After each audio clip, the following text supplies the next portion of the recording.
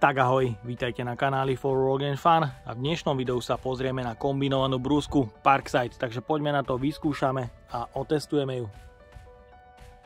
Keďže v poslednom čase veľmi často zváram a do recenzií sa hrnú rôzne spolupráce, príprava zvárancov pre zváranie trvá veľmi dlhý čas a práve preto som si do dnešnej recenzie pripravil pásovú a tanierovú brúsku od Parkside s modelovým označením PBTS 370B2 s príkonom 370 W, 2980 otáčok za minútu, tanier o priemere 150 mm a štandardný pás 915x100 mm. No a zvárance už nejaké tu mám pripravené a je to pracné pripraviť napríklad hliník, oceľ, nerez. Takže vyskúšame dnes, ako sa bude správať takáto tanierová brúska na príprave ocele a taktiež dreva. Takže poďme na to, vyskúšame a otestujeme ju.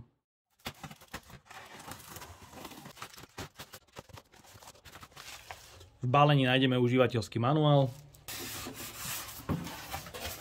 Nájdeme tu doraz a uholník v jednom. Malý hliníkový pracovný stôl. Taktiež je tu rýchlo opínacia skrutka. No a je tu samotná veľká pásová a tanierová brúska v jednom. Ďalej je tu zarážka pre brúsenie. Jeden imbusový kľúč a skrutka.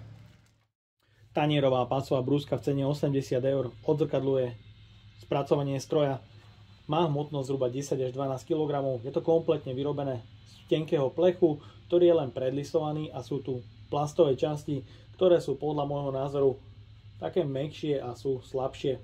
Z čelnej strany nájdeme madlo pre jednoduchší transport, sú tu otvory pre montáž na pracovný stôl, taktiež otvor pre napojenie externého odsávania prachu. Ďalej je tu ciferník od 0 do 45 stupňov pre montáž pracovného stola. Je tu 150 mm kotúč pre tanierovú brúsku, ktorý je osadený na suchom zipse. Jeho zrnitosť je 80 a otáčky 2980 otáčok za minútu. Je tu tlačítko zapnutia a vypnutia. Pracovný stôl je vyrobený z hliníku. Jeho rozmer 16x23 cm s drážkom. Je to beznástrojové upínanie a taktiež polohovania pomocou skrutky. V balení taktiež nájdeme uholník, ktorý sa montuje do drážky a tým je možné nastaviť uhol obrobku od 60 do minus 60 stupňov. Na pracovnom stole sú vidieť nerovnosti, ale oproti kotúču ide zrovnať na 90 stupňov. Predmontovaný pás je zrnitosti 80, jeho šírka je 100 mm a obvodová dĺžka 915 mm. Taktiež je tu piktogram o smere rotácie pásu, hlavne kvôli výmene, ak sa použije nový pás, sú na ňom šípky v smere rotácie a to je potrebné dodržať hlavne kvôli lepeniu pásu. Uvoľnenie pásu je beznástrojovým systémom, dostanete sa k ploche pod pásom, ktorá je plechová a vodiace kolieska sú plastové. Po namontovaní nového pásu je potrebné nastaviť a vycentrovať jeho smer.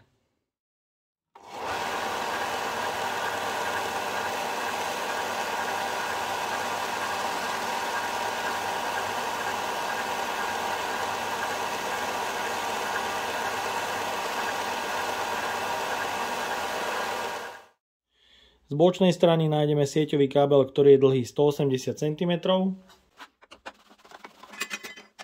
Pod krytom sa nachádza remeňový systém, ktorý poháňa pásovú brúsku, čiže tanierová je priamo umiestnená na osi motora. Remeň je to štandardný s rozmerom 150 XL 037. Kolieska pre vedenie remeňu sú kovové, čo je fajn. Máme tu dva závity, pomocou ktorých osadíme doraz pre brúsenie a taktiež je možné pomocou závitu a otvoru namontovať hliníkovú pracovnú dosku.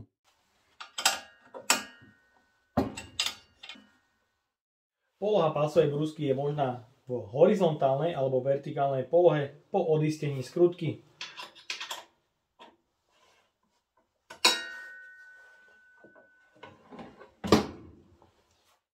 Máme tu taktiež gumový doraz pre spodnú polohu pásu a taktiež kryt, ktorý je potrebné demontovať dvomi skrutkami pri výmene pásu.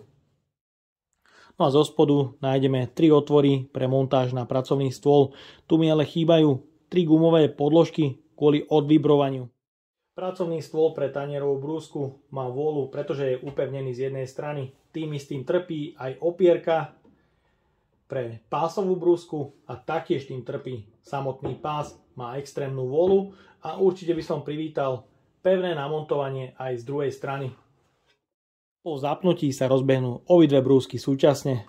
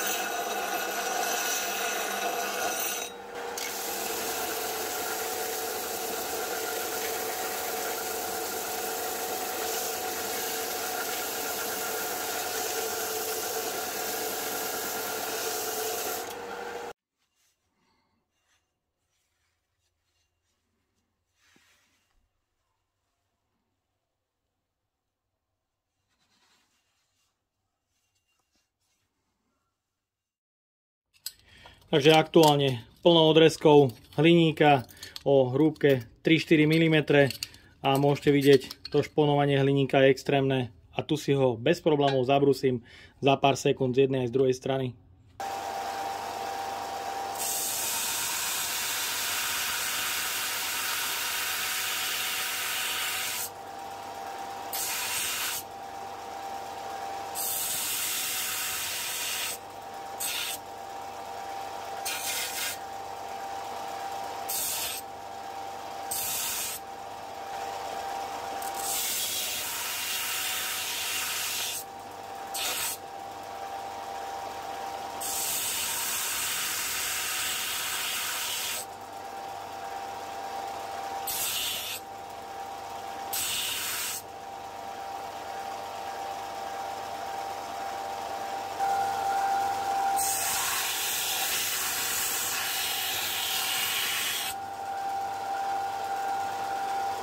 Toto je trošku problém, odstáva to a nerobí to dobrotu.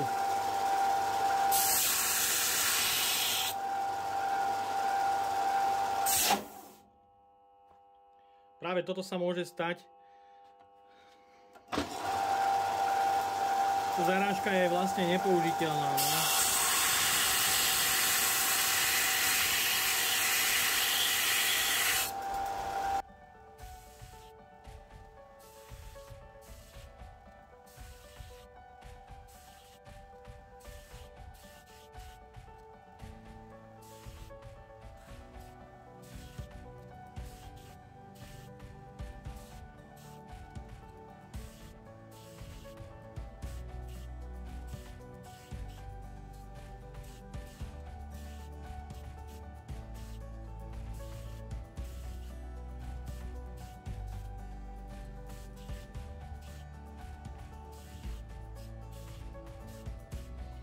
Takže kopa odrezkov upravená, odihlená z jednej aj z druhej strany behom chvíľky. Tá pásová brúska je na tento účel myslím, že super. Mohli ste vidieť, táto opierka nie je vhodne pripravená pre brúsenie, drží iba z jednej strany a tým odstáva, vytvára na tejto strane väčšiu medzeru a je to problém, pretože vám to bez problémov môže tenšie materiály vtiahnuť dovnútra a nebodaj sa môže stať aj nejaký ten úraz. Určite by ste pri tejto brúske nemali používať ani rukavice.